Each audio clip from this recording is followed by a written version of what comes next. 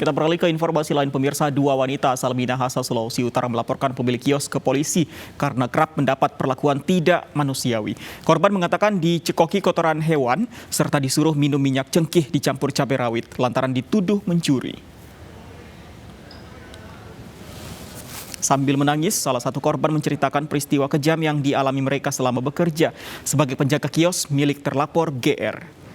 Korban mengaku dituduh mencuri oleh pemilik kios, namun karena mengelak, dirinya diolesi kotoran hewan kemudian dipaksa memakannya. Tidak hanya itu, korban dipaksa minum minyak cengkeh dicampur cabai rawit dan dikurung dalam kamar selama sehari serta tidak diberi makan. Kasus penganiayaan ini masih dalam proses penyelidikan Polda Sulawesi Utara.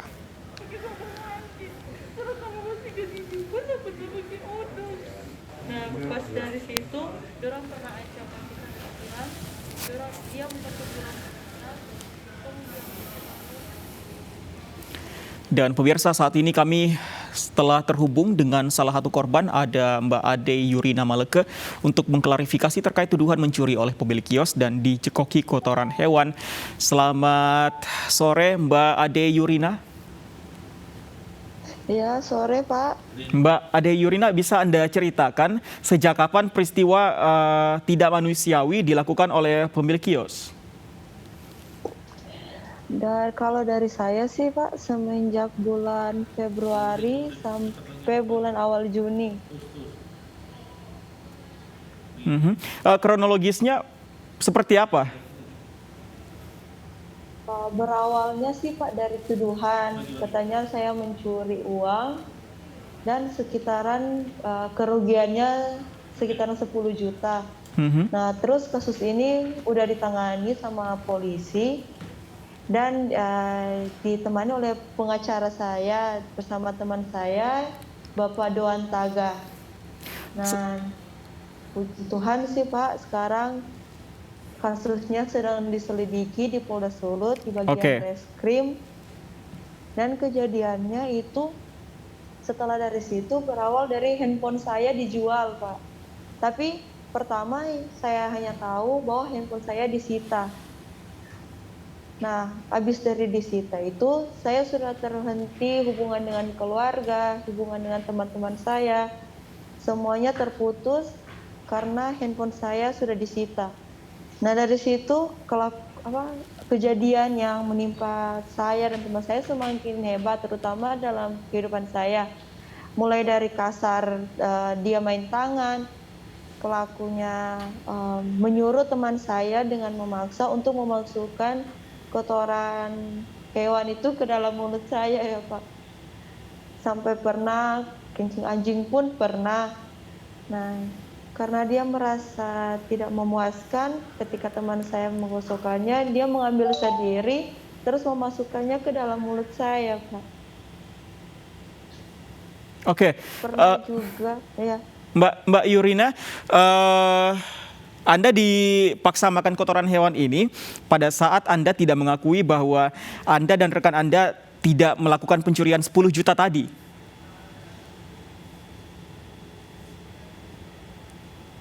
Kalau yang total kerugian 10 jutanya itu sih Pak, dia belum pernah bilang sama saya langsung. Nah, total kerugiannya itu waktu dia teleponan sama pengacara saya Pak. Waktu itu kita sudah di Polda, udah membuat laporan polisi. Nah, di telepon itu dia katakan bahwa dia merasa bahwa dirugikan uang senilai 10 juta lebih, Pak. Berapa orang di kios tersebut yang bekerja selain Anda, dan apakah semua pekerja di sana mendapatkan perlakuan yang sama? Tidak Pak, yang bekerja di dalam kios itu hanya saya dan teman saya Lady Morai. Tapi perlakuan yang keji ini dilakukan di rumah Pak. Oh, di rumah, bukan di kios ya Mbak ya? Iya Pak, di rumah.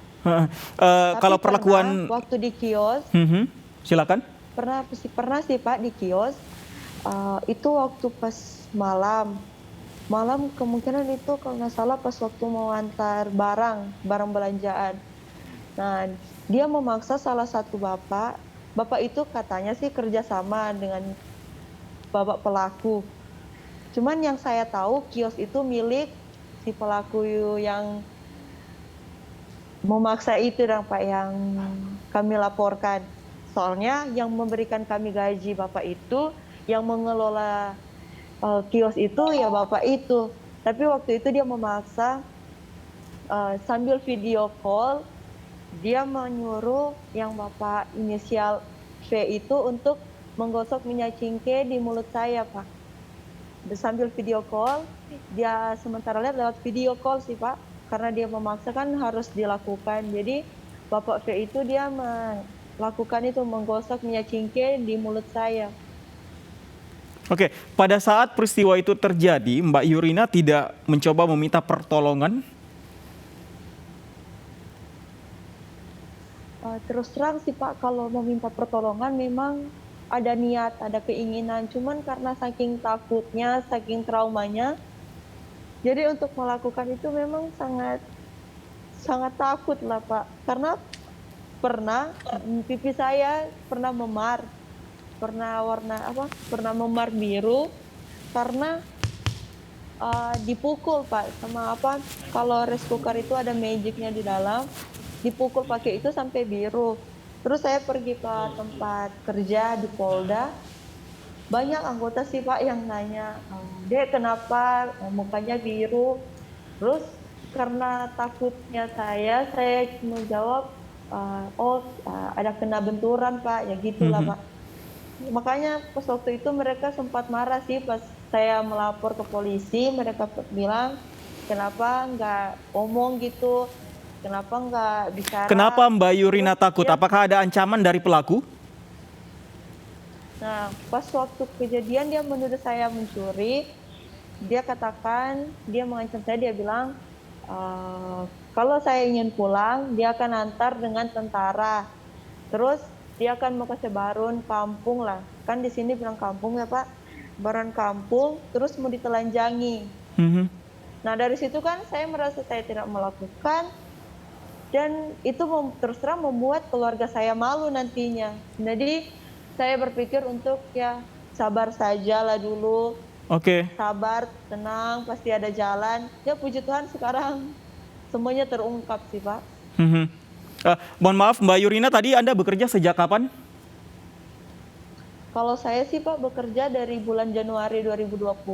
Tapi perlakuan ini mulai dari bulan Februari. Oke. Nah kalau yang teman saya, teman yang Lady Morai, dia bekerja, dia masuk, soalnya dia pas waktu itu dia dipanggil oleh yang pelaku ke rumah. Dia panggil untuk, kan yang Lady Morai dia dia kuliah di jadi guru SD gitu ya Pak, di Tomohon.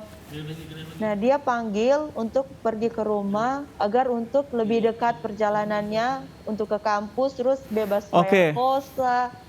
Nah jadi dia dipanggil hanya begitulah Pak. Tapi perlakuannya juga hampir sama, soalnya dia pernah disiram pakai air, makanan di meja kadang dia lempar ke Lady. Baik, Mbak Yurina, Anda bekerja sejak 2020 tadi. Kemudian kalau tidak salah, kuasa hukum Anda mengatakan bahwa ini adalah sebenarnya upaya dari pelaku untuk menuduh Anda mencuri uang 10 juta agar tidak membayar gaji Anda. Selama bekerja sebenarnya Anda sudah pernah menerima gaji kah? Dulu saya sudah pernah terima gaji sih ya Pak. Tapi setelah dia menuduh saya mencuri, sampai sekarang saya sudah tidak pernah terima gaji lagi Pak. Sedangkan bahkan pun ya Pak, minta maaf sebelumnya, saya kan perempuan. Sebenarnya ini memalukan juga sih Pak, tapi terus terang memang harus saya katakan karena gimana ya Pak? Saya tanya Pak, jadi waktu itu handphone saya ternyata setelah teman saya jujur, ternyata handphone saya sudah dijual. Nah, jadi saya kalau mandi bahkan pun hanya pakai air saja Pak, selama berapa bulan nggak pernah pakai sampo bulan gitu ya Pak. Terus mereka memaksakan saya untuk hanya pakai kain saja, nggak usah pakai harus gitu lah. Di ruangan saya mengantar berkas-berkas, terus kalau mau masuk ruangan pun saya sudah malu karena memang udah bau ya Pak, kalau mau jujur. Kalau mulai dari makan sih Pak, saya kalau makan hanya diukur.